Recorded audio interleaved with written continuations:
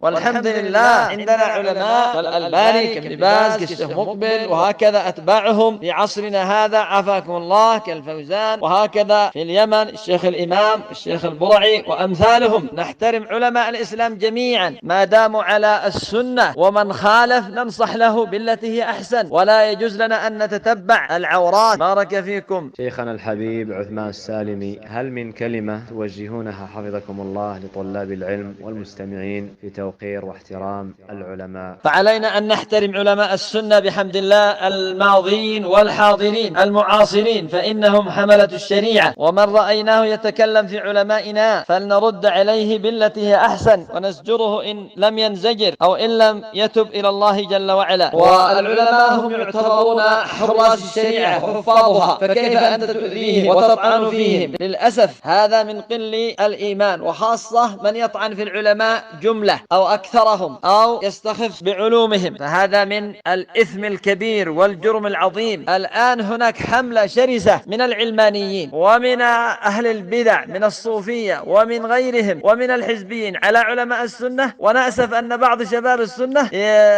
ماذا يطعنون في علمائهم هم ويفرحون أعداءهم وأعداء الإسلام. فربما يحصل أيضا ويدخل في أهل السنة من هو مدسوس ويطعن في علماء السنة وماذا ويلتقف هذه الطعنات بعض الشباب ويبدأ يثير القضايا حفظكم الله. المسائل التي يختلف فيها هذا يرجع إلى كبار أهل العلم.